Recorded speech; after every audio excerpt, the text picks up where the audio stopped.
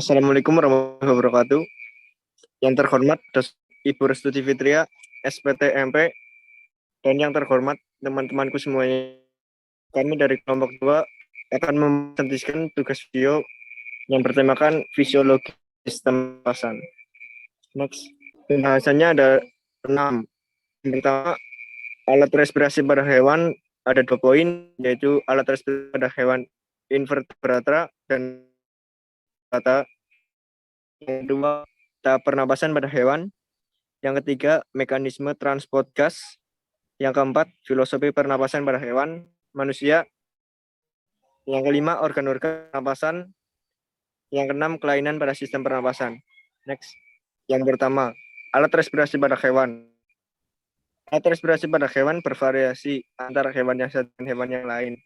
Ada yang berparu-paru, insang, kulit, trakea, bahkan ada beberapa organisme yang belum mempunyai alat khusus sehingga oksigen berdifusi langsung dari lingkungan ke dalam tubuh. Contohnya hewan bersel 1.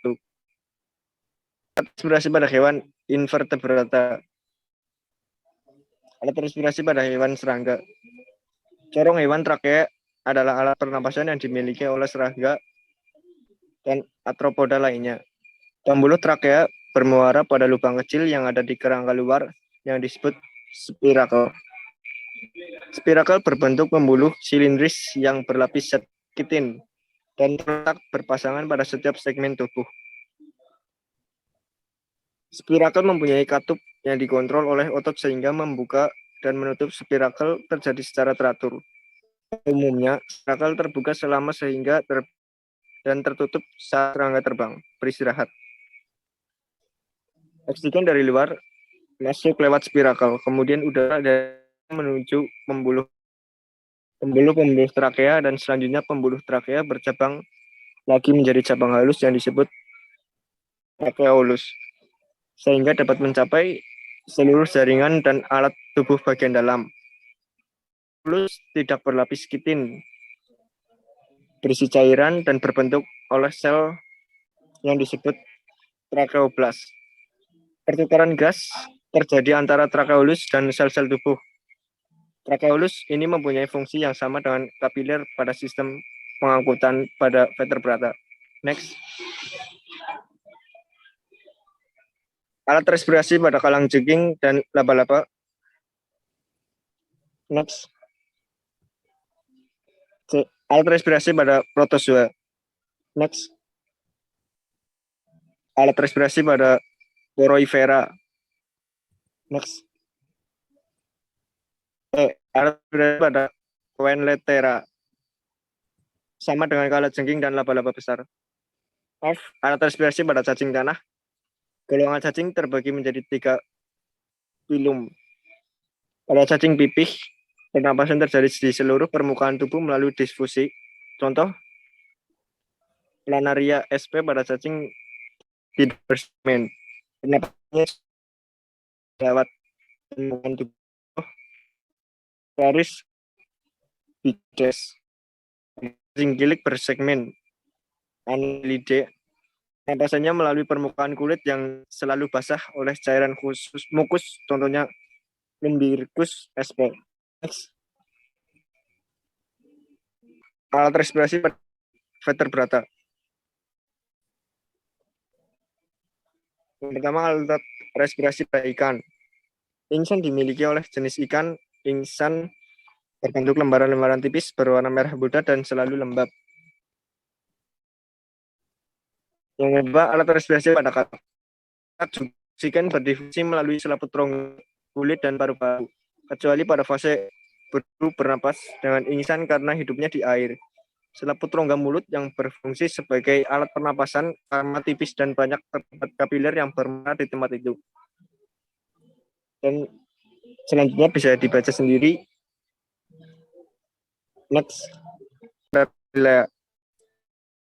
Reptilia dalam rongga dada dan dilindungi oleh tulang rusuk. Paru-paru reptilia lebih sederhana, hanya dengan beberapa lipatan dinding yang berfungsi memperbesar permukaan dan pertukaran gas. Pada reptilia, pertukaran gas tidak efektif. Pada kadal, buaya, paru-paru lebih kompleks dan beberapa belahan-belahan yang membuat paru-paru bertekstur seperti spons. Paru-paru pada berjenis kadal, misalnya bunglon Afrika, mempunyai pundi-pundi hawa cadangan yang memungkinkan hewan tersebut melayang di udara. Next. Alat respirasi pada burung. Pada burung, tempat pernapasan hanya terjadi paru-paru burung berbelah sepasang dalam dada dan dilindungi oleh tulang rusuk. Next. Tahap pernapasan pada hewan. Ikan hidup di air, rawa, sungai, laut, kolam, danau. Ikan bernapas pada insan. Pernapasan ikan berlangsung tahap 1. Pada tahap ini ikan membuka dan tutup insan menutup sehingga air masuk ke rongga mulut, kemudian menuju lembaran insan. Di sini oksigen yang larut dalam air diambil oleh darah. Selain itu juga melepaskan karbon dioksida dan uap air. Tahap 2, mulut menutup dan insan membuka sehingga air dalam rongga mulut mengalir keluar melalui insan. Air yang dikeluarkan ini bercampur dengan CO2 dan uap air lepaskan darah untuk ikan yang hidup di lumpur seperti ikan lele, gabus, betok atau betik. Pada insannya terdapat banyak lipatan yang disebut labirin. Ikan juga mempunyai gelembung renang yang berfungsi untuk menyimpan oksigen dan membantu gerakan ikan naik turun. Next. 3. Mekanisme transport gas. Mekanisme transport gas pada serangga. Mekanisme pernapasan pada serangga misalnya belalang adalah sebagai berikut. Jika otot perut belalang berkontraksi, maka trakea maksrupih sehingga udara kaya CO2 keluar. Ya, jika otot perut belalang berelaksasi, maka trakea kembali pada volume semula sehingga tekanan udara menjadi lebih kecil dibandingkan tekanan di luar. Sebagai akibatnya udara di luar yang kaya O2 masuk ke trakea. Ya, selanjutnya bisa dibaca sendiri ya. Next. 3. Mekanisme transport gas pada ikan. Mekanisme pernapasan pada ikan melalui 2 tahap, yakni inspirasi dan ekspirasi. Pada fase inspirasi, O2 dari air masuk ke dalam insan, kemudian O2 diikat oleh kapiler darah untuk dibawa ke jaringan-jaringan yang membutuhkan. Sebaliknya, pada fase ekspirasi, CO2 yang dibawa oleh darah dan jaringan akan bermuara ke insan dan dari insan diekspresikan keluar tubuh. Next.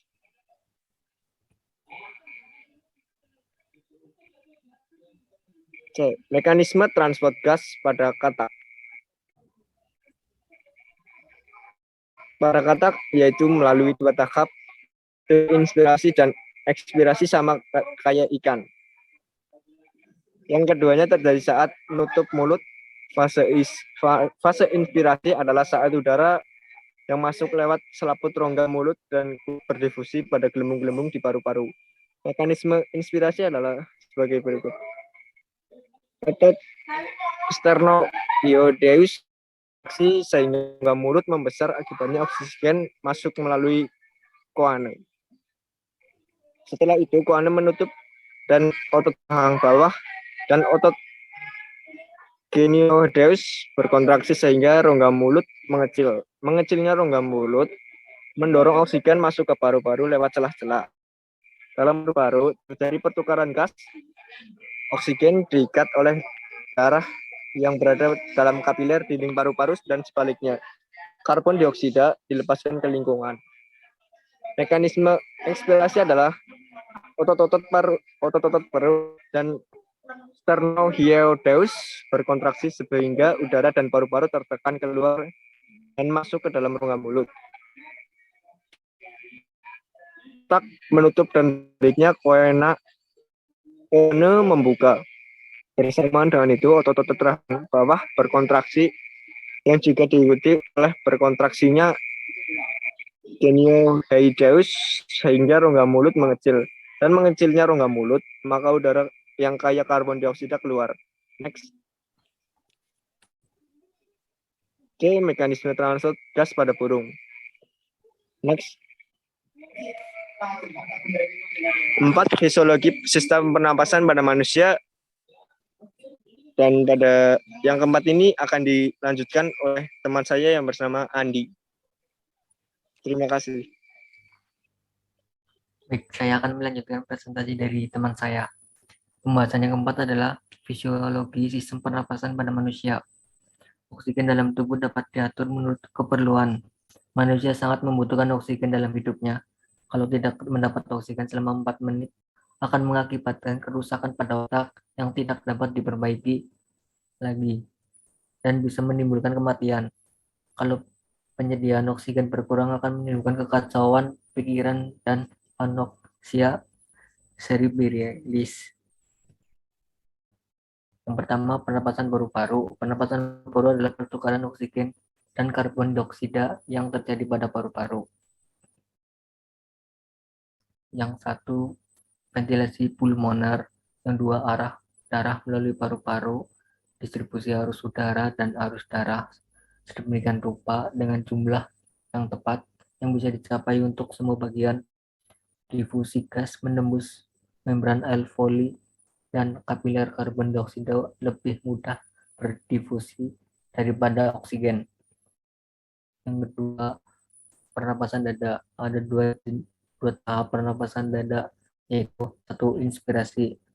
Proses yang terjadi ialah otot antar tulang rusuk luar berkontraksi.